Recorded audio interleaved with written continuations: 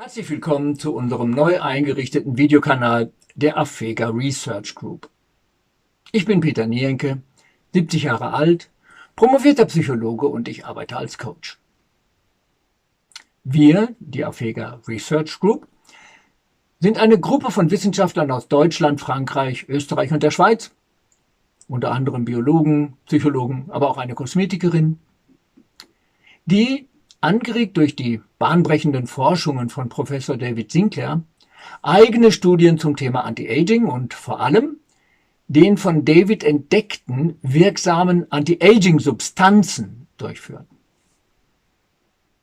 Professor Sinclair gewinnt seine Resultate auf der Grundlage von Experimenten mit Tieren, insbesondere Mäusen. Wir testen die verschiedenen Substanzen, insbesondere NMN, also Nicotinamid Mononukleotid, an uns selbst, unseren Verwandten und unseren Freunden. Es handelt sich um reguläre wissenschaftliche Studien, also Studien, die sich an wissenschaftlichen Standards orientieren, aber diese werden sozusagen im privaten Rahmen durchgeführt. Es gibt ein Problem mit NMN. Die Produktion von NMN ist derzeit noch sehr teuer. Wir suchten also für unsere Studien, übrigens wie viele andere auch, nach preiswerten Angeboten im Internet. Dabei stießen wir auf einen unglaublichen Skandal. Die betrügerischen Machenschaften einiger auf der chinesischen Internetplattform Alibaba, also dem chinesischen Gegenstück zu Amazon, auf dieser Internetplattform gelisteten Firmen, die billiges Nicotinamid als teures Nicotinamid Mononukleotid anbieten und diesem billigen Nicotinamid einen Fantasienamen geben, um das zu verschleiern. Nämlich, sie nennen es Food Grade NMN, also NMN in Lebensmittelqualität, und grenzen das ab von sogenanntem Pharma Grade NMN, also NMN in Arzneimittelqualität. Und dieses NMN, das ist ungefähr bis zu 4-5 Mal so teuer. Es lohnt sich wirklich, dieser Betrug lohnt sich wirklich, denn Nicotinamid kostet zwischen einem Zwanzigstel und maximal einem Zehntel von dem, was Nicotinamid Mononukleotid kostet. Diesen Skandal haben wir dokumentiert und diese Dokumentation in einem eigens eingerichteten YouTube-Kanal publiziert. Wir wollten warnen. Wir wollten dabei helfen, dass nicht auch andere Opfer dieser für uns unglaublich teuren Betrügereien warten. Aber YouTube hat unseren Kanal gesperrt. Eine Begründung wurde uns nicht mitgeteilt, wie Sie in der eingeblendeten E-Mail sehen können. Im Gegenteil, die Bekanntgabe der Sperrung empfanden wir als geradezu rüde, so als seien wir, die Opfer, die eigentlichen Betrüger. Wir haben uns nolens volens dann entschlossen, unseren eigenen Videokanal zu gründen, um weiterhin eine wachsende Zahl von Menschen, die NMN an sich ausprobieren wollen, vor solchen Betrügereien warnen zu können und diese Betrügereien zu dokumentieren. Schauen Sie sich diese Videos einfach an und entscheiden Sie selbst, ob die Sperrung unserer Dokumentation durch YouTube gerechtfertigt war. Wie Sie in diesen Videos erfahren werden, trumpfen eine Reihe dieser Firmen mit aussagekräftigen Zertifikaten auf. Also Zertifikate von sehr vertrauenswürdigen Institutionen, wie zum Beispiel die US Food and Drug Administration, FDA, deren Aufgabe es zum Beispiel ist, US-Bürger vor gefährlichen Nahrungsergänzungsmitteln oder Medikamenten zu schützen. Im Vertrauen auf die Aussagekraft solcher Zertifikate haben wir für unsere Studien bei diesen Produzenten NMN bestellt. Wir wollten natürlich, als wir die NMN bekommen haben, die Qualität prüfen und mussten dann erleben, dass es in Europa praktisch kein Labor gibt, das in der Lage ist, NMN zuverlässig zu analysieren. Wir haben zahlreiche Labore in Deutschland und in der Schweiz angefragt und kein einziges Labor sah sich in der Lage, NMN zu analysieren. Es gäbe dafür noch kein standardisiertes Verfahren. Die Betrüger können sich also ziemlich sicher fühlen, weil die Kunden die Qualität der gelieferten Substanz nicht ohne weiteres prüfen lassen können. Und das nutzen sie weidlich aus. Für uns verwandelte sich ein eigentlich unglücklicher Zufall in einen Glücksfall. 10 Kilo NMN aus China wurden vom Zoll wegen des Verdachts, es könnte sich um eine verbotene Substanz handeln, zurückbehalten und der Inhalt der Lieferung wurde einer Analyse unterzogen. Dabei stellte sich heraus, dass es sich um billiges Nicotinamid handelt.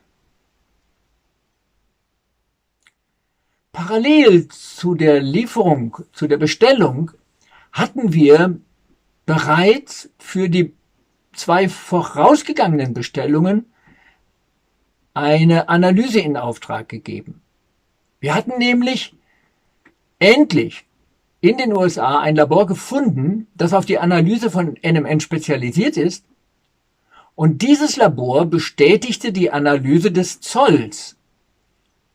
Natürlich nicht für die Substanz, die der Zoll untersucht hat, sondern es wurde die Analyse bestätigt für die beiden Substanzen aus den 2 vorhergehenden Lieferungen dieser Firma. Wir hatten also dieser Firma vertraut, hatten 10 Kilo bestellt, ohne sicher zu wissen, ob es sich um NMN handelt. Wir suchten zwar nach einer Möglichkeit, das NMN analysieren zu lassen, also die Substanz analysieren zu lassen, und wir fanden sie schließlich auch. Aber wir hielten das für eine Routinesache und bestellten trotzdem schon einmal 10 Kilo neues NMN. Durch diese Analysen wurde der Betrug objektiv bewiesen. Es wundert niemanden, dass unser Lieferant diesen Betrug heftig bestritt und dabei so weit ging, die Expertise des staatlichen Labors und dieses international renommierten Labors in den USA in Frage zu stellen. Sie kamen dabei mit abenteuerlichen Ausreden. Dieser Fall ist für jeden, der daran denkt, sich in China mit preiswertem NMN einzudecken, so bedeutsam, dass wir uns entschieden haben, ihn in jeder Einzelheit zu dokumentieren. Dieses Video gibt nur eine Übersicht und fasst die Ergebnisse zusammen. Wenn Sie sich für die unglaublichen Einzelheiten dieser Betrügerei interessieren, dann folgen Sie dem Link in der Beschreibung dieses Videos und der ist auch noch unten eingeblendet. Dort auf diesen Seiten wird der Ablauf dieser Betrügereien ausführlich und detailliert dokumentiert. In diesem Video soll es ja eigentlich um Alibaba gehen. Wir fühlten uns nämlich einigermaßen abgesichert, als wir eine so große Menge NMN in China bestellten. Wir waren also nicht so leichtsinnig. Wir fühlten uns abgesichert, da wir den Kauf über die Plattform Alibaba abwickelten und Alibaba uns eine sogenannte Trade Assurance, also eine Handelsversicherung anbietet, jedem anbietet. Wir glaubten uns also für den Fall eines Betrugs zumindest ein großes Stück weit abgesichert. Das war ein teurer Irrtum. Wir mussten erleben, dass Alibaba seine schützende Hand über seine chinesischen Unternehmer hält und dies auf Kosten seiner westlichen Abnehmer. Unseres Erachtens darf man es tatsächlich so scharf formulieren. Alibaba macht sich dabei zum Komplizen von Betrügern. Uns war ja ein unglücklich glücklicher Zufall zur Hilfe gekommen. Eine große Sendung aus China wurde bevor wir sie in die Hände bekamen, von einer staatlichen Behörde analysiert. Hätten wir die Substanz nach Empfang selbst in einem Labor analysieren lassen, dann hätte unser Lieferant argumentieren können und nach unserer Erfahrung, nach unseren jetzigen Erfahrungen wissen wir, sie hätten auch so argumentiert, dass sie ja gar nicht kontrollieren können, ob die Probe, die wir diesem Labor zur Analyse übergeben haben, wirklich auch eine Probe aus der gelieferten Sendung ist. Lesen Sie sich die Dokumentation aufmerksam durch und auch Sie werden zu der Überzeugung gelangen, dass genau dies passiert wäre. Aber diese Ausrede war Ihnen verwehrt. Selbstverständlich sind wir uns bewusst, dass nicht jedes Mal ein Betrug vorliegt, wenn ein Kunde nicht die bestellte Ware erhält. Es gibt Irrtümer. Und auch unser Lieferant versuchte selbstverständlich, sich auf einen Irrtum zurückzuziehen. Er musste dann aber erklären, wie es denn möglich sein soll, dass er 3-mal hintereinander bei 3 aufeinander folgenden Lieferungen im Abstand von Wochen, zunächst 1 Kilo, dann 2 Kilo, dann 10 Kilo, wie es immer wieder zu demselben Fehler gekommen sein soll. Denn nach langem Suchen hatten wir ja dieses Labor in den USA gefunden und hatten eben kontrollieren können, dass auch die vorherigen Lieferungen bereits nur Nicotinamid waren und nicht NMN. Übrigens eine kleine Anmerkung. Jede Analyse einer Probe kostet $290. Was noch viel bedeutsamer ist, bevor wir ein Labor fanden, das NMN analysieren kann, fanden wir ein Labor, das zwar nicht NMN analysieren kann, das sich aber in der Lage sah festzustellen, ob es sich bei der Substanz, bei der Probe, die ihm vorliegt, um Nicotinamid handelt. Wir hatten nämlich einen Verdacht. Es gab Indizien, die darauf deuteten, dass es sich bei der gelieferten Substanz um Nicotinamid handeln könnte. Wir konfrontierten den Lieferanten auch mit diesen Indizien. Und es ist ein Lehrstück des Betrugs, der Betrugskunst, mit welch abenteuerlichen Ausreden Dorothy, die Online-Verkäuferin unseres Lieferanten, uns zu beruhigen versuchte. Schließlich meinte sie, es könne auch schon deshalb gar kein Nicotinamid sein, weil Nicotinamid in ihrer Firma doch gar nicht produziert werde. Wir stellten also im Vertrauen auf die Trade Assurance von Alibaba einen Antrag auf Schadenersatz. Alibaba nennt das Refund Application. Wir erwarteten, dass unser Lieferant sich gegen unsere Vorwürfe wehren würde. Das muss man bei Alibaba. Also man schreibt eine Refund Application, schreibt seine Vorwürfe, die Daten, lädt Dokumente hoch und dann kann der Lieferant dazu Stellung nehmen. Kann sich wehren. Das tat unser Lieferant aber gar nicht. Er wehrte sich nicht.